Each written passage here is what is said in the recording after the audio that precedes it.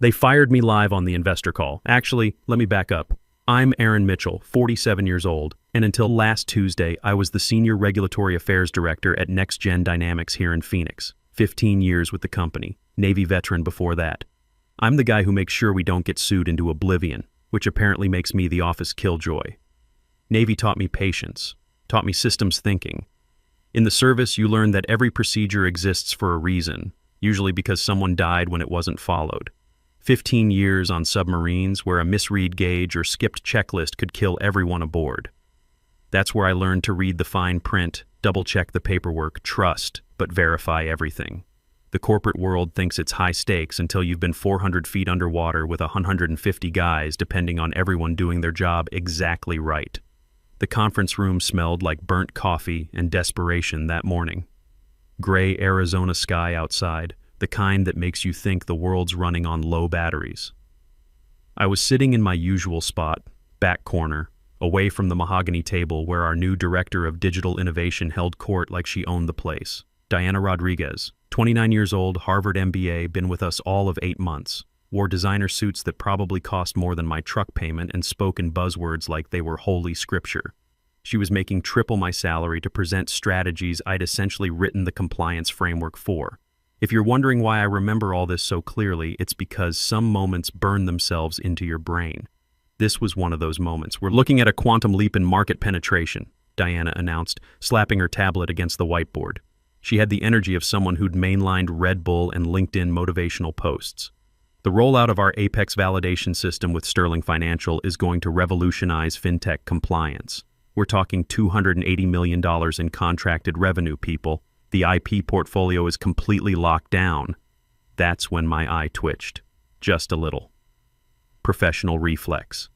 In the Navy, we called it the pucker factor, that moment when your body knows something's wrong before your brain catches up.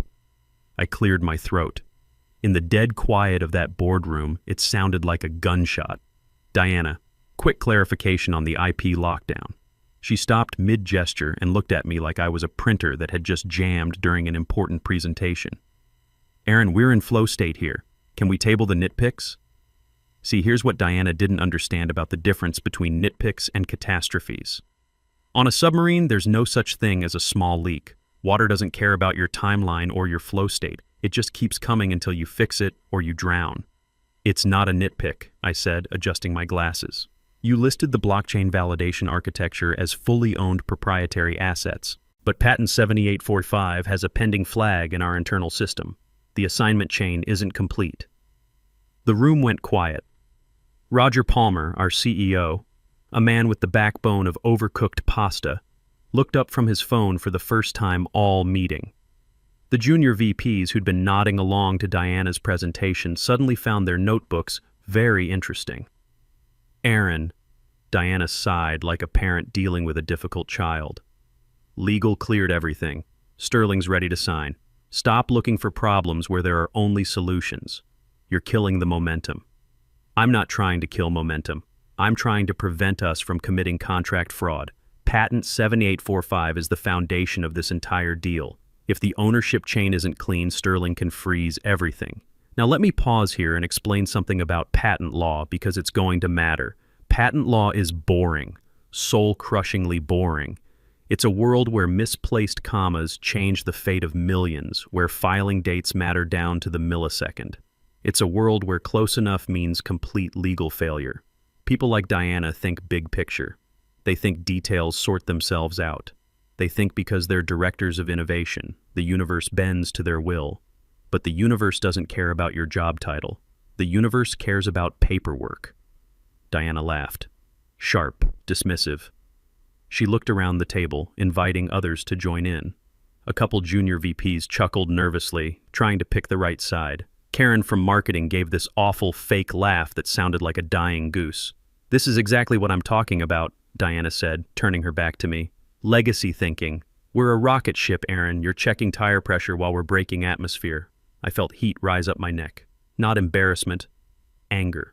The cold, hard anger of a guy who knows how the machine actually works being lectured by someone who just likes pushing buttons.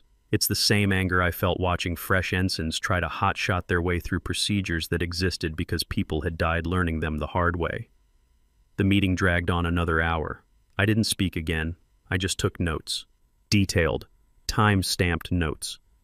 Every promise Diana made, every risk she waved away, every regulation she called legacy friction. Military habit. Document everything. CYA isn't just corporate speak, it's survival. At the end, as people shuffled papers and checked their phones, Diana clapped her hands. One last item, housekeeping. She turned her gaze directly to me. There was a gleam in her eye, malicious and calculating. She wasn't just annoyed by my interruption, she was offended by my existence. I was a relic of the old guard, a speed bump on her highway to the C-suite. In her world, experience wasn't an asset, it was dead weight. "We've been reviewing discretionary budget allocations," Diana said, loud enough for the hallway to hear, "and we're pivoting our compensation strategy toward growth mindsets. Unfortunately, Aaron, based on your performance today and the resistance you've shown this quarter, we're canceling your annual raise. Bonus is off the table too." The silence that followed was different. This wasn't awkward, it was horrified. Publicly stripping a 15-year veteran of his bonus in front of the entire leadership team. It was a power move so aggressive it bordered on sociopathic. "We need team players," Diana continued, smiling that shark smile. "Not anchors. Maybe this will motivate you to embrace the vision." Roger said nothing, just traced circles on his notepad with his pen. The other executives suddenly developed intense fascination with their coffee cups. Nobody was going to stand up for the old Navy guy. Corporate courage is an oxymoron. I felt the blood drain from my face. 15 years. I'd missed my son's baseball championships for this company, worked through the flu, through my divorce, through my dad's funeral. Making sure their compliance was clean, their procedures were solid, their assets were protected. And this woman, this suit full of ambition and spreadsheets, was taking it all away because I dared to point out a filing error. I didn't cry, didn't scream, didn't flip the table. That's what they expected. They expected the emotional veteran reaction. The old guy losing it, the same way fresh officers expected grizzled chiefs to explode when their authority was questioned. Instead, I stood up, capped my pen with a decisive click, gathered my notebook and tablet, military bearing, spine straight, movements controlled. "Understood," I said, my voice steady, terrifyingly steady. Diana blinked. She looked disappointed she didn't get a scene. Probably had a whole speech prepared about how outbursts proved her point about legacy thinking. "Good. Glad we're clear." "Crystal," I said. I walked out of that conference room, my footsteps clicking a steady beat on the industrial carpet. Click, click, click. It sounded like a countdown, because it was. They thought they'd broken me, put the old Navy guy in his place. I could hear them laughing as the door closed. Karen from marketing was already making some joke about generational differences in communication styles. These people had no idea what they'd just unleashed. What they didn't know, what Diana and her infinite arrogance hadn't bothered to check, and what Roger was too checked out to remember, was the specific history of Patent 7845. Diana was right about one thing. It was the backbone of the $280 million deal. But she was wrong about who owned it.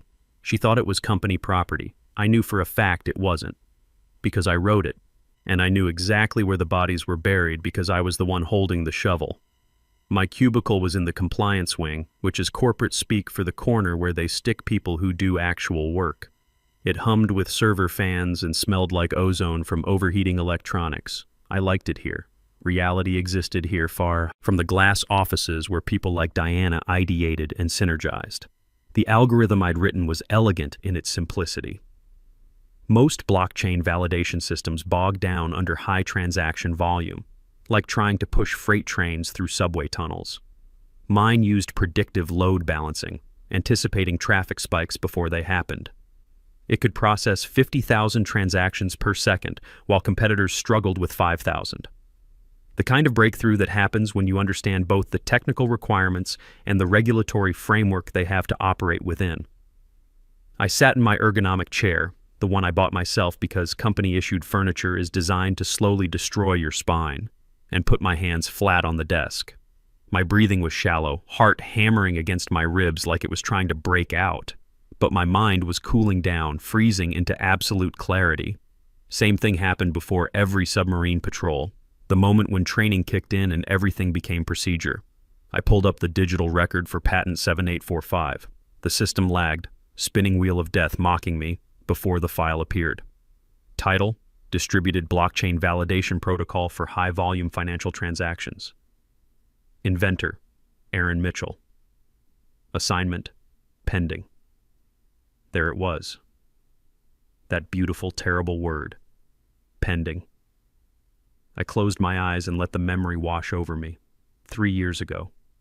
Middle of my divorce. Sarah, my ex, was taking me for everything, including half my pension. I was living in a studio apartment, working nights and weekends to keep from drowning in lawyer fees and child support. The company was struggling with latency issues in their fintech platform. Engineering was stumped. The innovation team was panicking. Diana's predecessor, a guy named Brad who got fired for sexual harassment, was throwing money at consultants who kept delivering theoretical solutions that crashed under real-world conditions. So I did what I always do. I fixed it. I wasn't an engineer by trade, but I understood the logic. Knew the regulatory requirements better than anyone in the building. I wrote that algorithm myself at 2 a.m. on a Saturday, fueled by gas station coffee and the kind of insomnia that comes from staring at divorce papers. The inspiration came from submarine sonar arrays, distributed processing where each node anticipates what its neighbors need before they ask for it. Apply that concept to financial transactions, and you get a system that scales exponentially instead of hitting walls. I filed the provisional patent myself, listed myself as inventor because technically I was. Did it from my apartment on my personal laptop, using my personal credit card to pay the filing fees. Standard procedure was for legal to send me assignment papers within 90 days. I'd sign them, transferring ownership to the company in exchange for usually nothing. Maybe a thank you email and a $25 gift card to Applebee's, corporate appreciation at its finest. But 3 years ago, legal was chaos. The old general counsel got fired for embezzlement. Turned out he'd been billing personal vacations as client development. Files were lost, emails deleted. The assignment papers for patent 7845 never came. I remembered waiting for them, checking my inbox daily for 2 weeks. Then I remembered the day I stopped checking. Figured it was their job to secure their assets. I was just the compliance guy, not their personal secretary.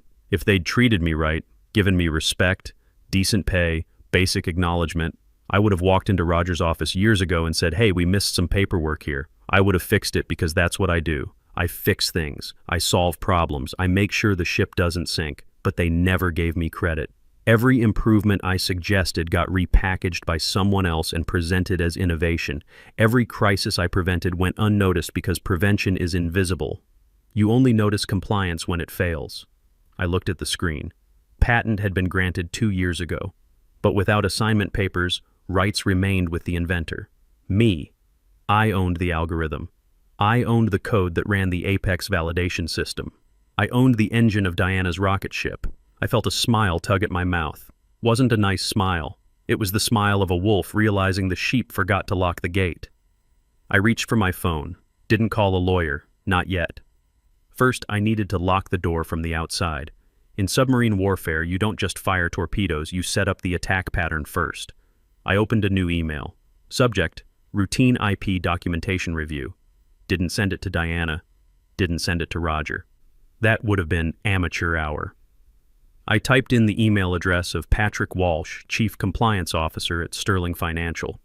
We'd met at industry conferences over the years, bonded over shared hatred of buzzwords and love of properly organized documentation.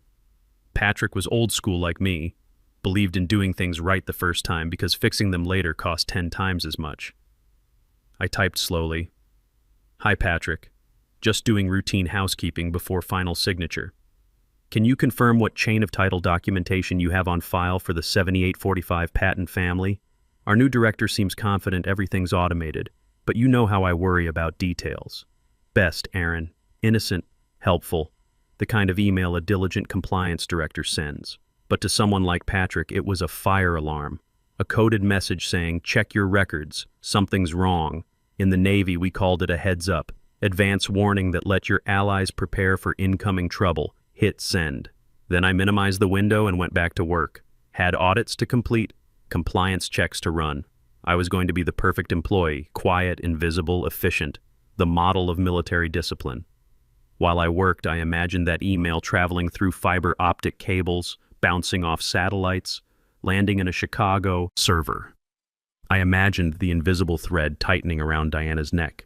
She wanted disruption. I was about to give her some. At noon, while everyone else grabbed overpriced salads or hit the corporate gym to burn off their anxieties, I stayed at my desk, unwrapped a turkey sandwich from home, white bread, yellow mustard, nothing fancy, and dialed a number I hadn't called in months. Patent and Trademark Office, this is Vincent. Vincent was 68, a retired patent examiner who now consulted for people who could afford his rates, or in my case, people who brought him homemade cookies every Christmas for a decade. He was the oracle of IP law, the guy who'd been there when the rules were written. Vincent, it's Aaron. Aaron, finally ready to quit that circus and work for civilized people? Not yet. I have a hypothetical for you. Love hypotheticals. Usually means someone screwed up big. I laid out the scenario. Employee creates patentable asset during off hours. Files personally. Company lists asset in commercial contract but never executes assignment. Employee contract had IP sunset clause that expired during corporate restructuring. Silence on the line. I could hear Vincent lighting a cigarette, one of the few people who still smoked indoors and didn't care what anyone thought about it. The 2019 restructuring? Vincent wheezed. When they dissolved the LLC and reformed as an S-Corp? That's the one. Aaron, he coughed, laughed, a sound like gravel in a cement mixer. If they didn't get assignment signed before entity dissolution, that IP doesn't belong to the new S-Corp. It belongs to the ghost of the old LLC. Since the LLC's dead, it defaults to creator. Watertight? Bank vault, kid. Without that signature, they're selling a car they don't own the title to. If they execute a deal based on that IP, it's fraud. Federal fraud. You know what happens to corporate officers who commit federal fraud? I did. Orange jumpsuits and concrete rooms. The kind of place where Harvard MBAs don't do well. Why do you ask? Just checking tire pressure, I said, using Diana's words. Give 'em hell, Aaron. I hung up. Confirmation. The weapon was loaded, safety off, target acquired. 10 minutes later, my desk phone rang. Patrick from Sterling, right on schedule. Aaron, got your email. I'm looking at our due diligence files right now. You're asking about patent 7845? Right, I said, typing loudly to sound busy and distracted. Diana mentioned the Apex rollout is totally dependent on it. Just wanted cross-reference numbers to match our internal database after the migration. Aaron, Patrick's voice got tight. I'm looking at the file. I see the patent grant. I see technical specs, but the chain of title folder is empty. That's odd. Maybe misfiled during the server upgrade. I'm checking USPTO public database now. Frantic typing on Patrick's end, like machine gun fire. Jesus Christ, Aaron. It lists owner as you. Aaron Mitchell, individually. Does NexGen have assignment documents? I feigned, surprise. Put just the right amount of confusion in my voice. Well, that was original filing. Surely there's assignment paperwork somewhere. I mean, we're about to sign a $280 million deal. Legal wouldn't have missed something that fundamental. Aaron, Patrick's voice dropped to a whisper. If there's no assignment, Sterling can't proceed. Our risk protocol strictly forbids integrating third-party IP without full ownership transfer and indemnification. If this tech belongs to an individual, my God, does Diana know? She's very confident. Told me explicitly not to worry about details. Said the IP is locked down tight as a drum. She's either lying or she's an idiot. She's very visionary, I offered helpfully. Always talking about paradigm shifts and breaking through legacy constraints. I need to flag this immediately, Patrick said. I'm putting a hold on the entire payment schedule until this is resolved. Aaron, if this isn't cleared up before signature, the board will crucify us for due diligence failure. We're talking about my job here. Understand completely, Patrick. You have to protect your company. That's exactly what I'd do in your position. I hung up the phone, took a sip of lukewarm coffee. The fuse was lit, and it was burning toward a powder keg. The beautiful thing about corporate bureaucracy is its predictability. Patrick's inquiry would work its way through Sterling's legal department like a virus through a computer network. They'd demand documentation. NexGen's legal team would get the request, panic, and start searching.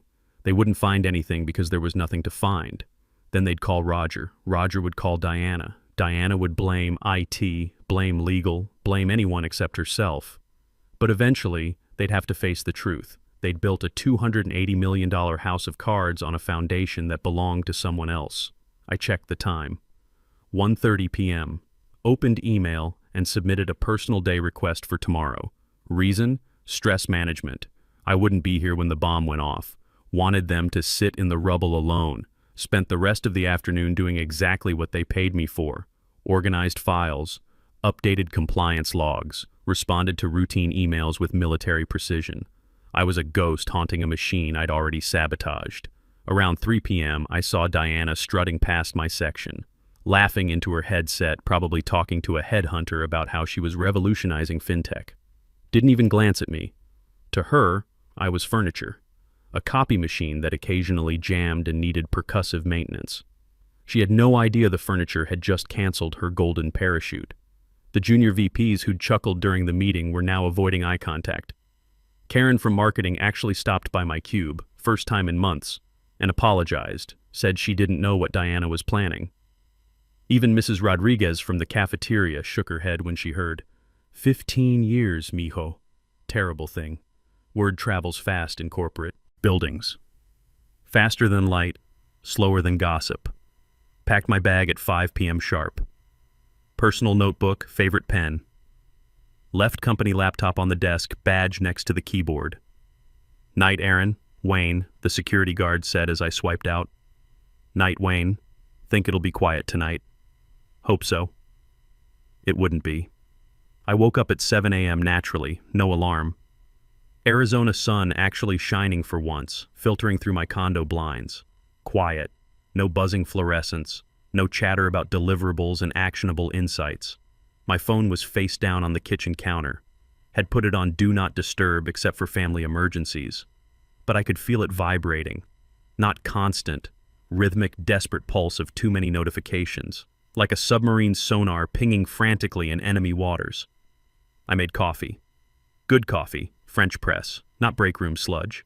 Sat on my balcony watching Phoenix wake up. Desert air tasted clean, honest. No artificial vanilla from those awful conference room air fresheners. At 8:30, back at the office, morning stand-up would be starting. Diana loved stand-ups, made everyone stand in a circle stating power goals for the day. Infantilizing ritual designed to make grown professionals feel like summer camp counselors. I imagined the scene. Diana throwing around buzzwords like confetti, grinning at her own cleverness, looking for applause from her audience of hostages. Then the interruption. Flipped my phone over. Screen was a wall of notifications. 5 missed calls from Roger, 3 from HR, 12 emails marked urgent, high priority. Text from Linda in accounting. What's happening? Legal running around like their hair's on fire. Text from Wayne. Diana screaming at printer. Thought you should know. I smiled. Patrick's inquiry must have hit legal's inbox like a cruise missile. Opened Roger's first email. Urgent IP documentation, 7845. We have query from Sterling regarding assignment papers. Need you to pull physical file immediately.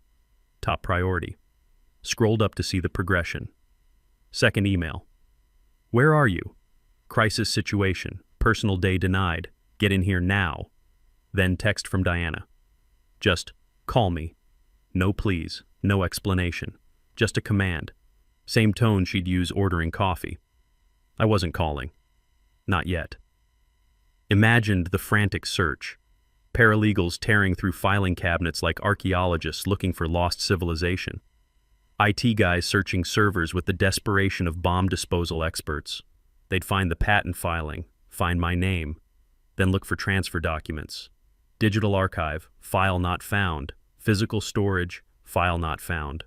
Merger documents, clause invalid. By 10 a.m. realization would set in. Not panic yet, confusion. Surely just misplaced. They'd say, surely we didn't build a $280 million strategy on code we don't own. Surely Aaron is wrong about the technicalities. Surely legal has backup documentation somewhere, but surely isn't a legal defense. At 11:30, doorbell rang. Courier from Sterling Legal, priority package requiring signature. Patrick was fast. Wasn't just flagging risk, he was locking down the entire operation. Thick envelope. Not a lawsuit. Notice of contractual suspension. Dear Mr. Mitchell, pursuant to due diligence audit regarding pending partnership between Sterling Financial and NexGen Dynamics, we have identified you as sole legal owner of patent 7845. As we have no record of licensing agreement between yourself and NexGen, we hereby notify you that all integration of Apex validation system involving your intellectual property has been halted effective immediately. We remain prepared to discuss direct licensing should you wish to negotiate independently. Sincerely, Sterling Legal Department. I laughed. Genuine belly laugh that echoed through my empty condo. They'd bypassed NexGen entirely. Sterling knew a sinking ship when they saw one. They were reaching out to the captain of the lifeboat, ready to cut a new deal. Phone buzzed. Voicemail from Roger, voice cracking like a teenager.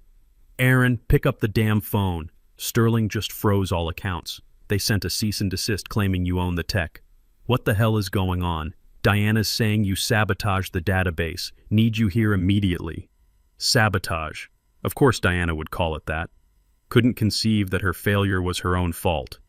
In her world, someone else was always to blame. I opened my laptop, drafted reply to Patrick. Received and understood. Opened a conversation. But first, need to resolve internal matters with current employer. Please maintain freeze until further notice. Then finally replied to Roger. Simple text. On scheduled personal day. Will be in tomorrow 9 a.m. If you'd like to discuss acquisition of my personal intellectual property, have meeting room ready. Suggest legal counsel present. You're going to need them. Hit send. The lock was complete, and I was the only one with the key. Walking into the lobby next morning, silence was heavy enough to bruise. Usually there's corporate symphony, phones ringing, conversations about weekend plans, espresso machine hissing. Today felt like a funeral home. Kelly, the receptionist, looked pale as desert sand, saw me and immediately whispered into her phone like she was calling an air support. Swiped my badge. Still active. They weren't stupid enough to lock me out before understanding the full scope of their problem. Elevator to 4th floor.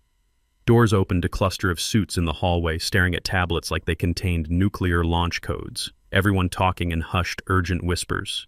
Diana was there, looked like she'd slept in her car. Tie loosened, makeup smeared, dark circles that no amount of concealer could hide, pacing like a caged animal, gesturing wildly at Gary Henderson, our general counsel, who looked like he wanted to crawl under his desk and hide. It's a database error, Diana was saying, voice rising toward hysteria. Some kind of clerical glitch. He's compliance, not engineering. Didn't invent anything, just filed routine paperwork. Paperwork says he's inventor. Henderson snapped. Paperwork says we don't own it. Sterling isn't freezing $280 million over database glitches. Then fix the paperwork. I can't fix what doesn't exist, Diana. I stepped off the elevator. Sound of my shoes on marble cut through their argument like a blade. Click, click, click. They all turned. Diana's eyes went wide with something between rage and terror. For a second, I thought she might actually lunge at me. But then she saw my face. I wasn't smiling. Wasn't scowling, completely neutral. The face of an auditor, of inevitability, of Judgment Day. Aaron, Roger said, stepping from his office looking 10 years older than Tuesday. My office. Now. Morning, Roger. Coffee available? Haven't had my second cup. This isn't a social call, Diana spat, stepping toward me. Think this is funny? Holding the company hostage over some filing error? I stopped, looked at her. Didn't raise my voice, lowered it to submarine quiet. It's not a filing error, Diana. It's the law. Remember details? You told me to table them. Well, the table's full and you're being served. Diana's mouth opened and closed like a fish gasping on a dock. I walked past her into the boardroom, same room where Tuesday she'd stripped my bonus. Roger followed, Henderson followed. Diana scrambled in last, looking like a cornered rat. We sat down. The dynamic had completely shifted. I took the head of the table, didn't ask permission. This was my meeting now. Roger was the first to speak, rubbing his temples where a migraine was building. Aaron, you've made your point. You have leverage. We need rights to 7845 assigned to unlock the Sterling deal. What's your price? It's not a flat fee, Roger. We're discussing a licensing agreement. Licensing? Henderson squeaked. Aaron, we need full buyout. Sterling wants clear title. Sterling wants the tech to work legally. They don't care if you own it or license it, long as the chain of custody is valid. I'm willing to grant exclusive perpetual license for Apex validation use, but I retain underlying IP ownership. I open my notebook. Terms. First, retroactive royalty for using my IP the past 2 years. Based on beta revenue and Sterling projections, that's $200,000. Diana choked on air. 200,000? You're out of your mind. That's the friends and family discount. If I take it to market, valuation goes much higher. Second, going forward royalty of 2% gross revenue on all Apex-generated income. 2% of gross? Roger stood up like he'd been electrocuted. That's millions over the contract lifetime. Then don't agree. I'm happy selling to Sterling directly. They offered very generous consulting terms this morning. Made to stand. Roger's hand slammed the table. Sit down, please. I sat. Third, formal written apology from both of you acknowledging that deal delays were due to executive oversight ignoring compliance warnings. Filed with HR, sent to board of directors. Not signing that, Diana said, face purple. That's career suicide. Your career's already on life support, Diana. I'm deciding whether to pull the plug. Turned to Roger. If she doesn't sign, no deal. IP stays with me. Sterling walks. You explained to shareholders why you lost $280 million to save the ego of someone who's been here 8 months. Roger looked at Diana with the cold calculation of a man doing triage. She'll sign. Finally, I said, getting to my favorite part. I want my title changed. No longer Senior Regulatory Affairs Director. I want to be External Consultant, IP Strategy, work remotely, set my own hours, report directly to board, not to Innovation Director. Want to be consultant while still employed? Henderson asked.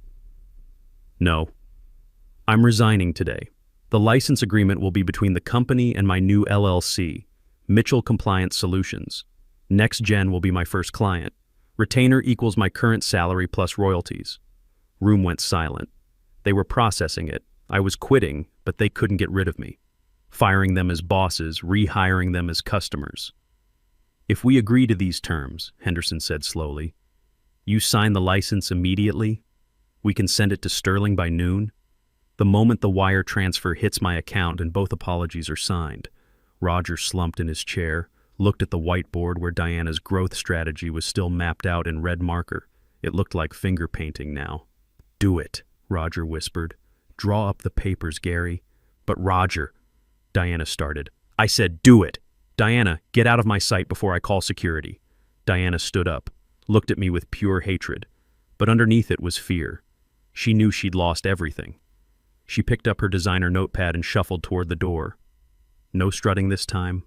No confidence, just defeat. I'll wait here while you draft the agreement, I told Henderson. Make sure you use the standard template. I'd hate to have to correct your work again. 3 hours later, I walked out of that building for the last time as an employee. But I wasn't really leaving, I was just changing the nature of our relationship. They'd begged, they'd folded, and I hadn't even raised my voice.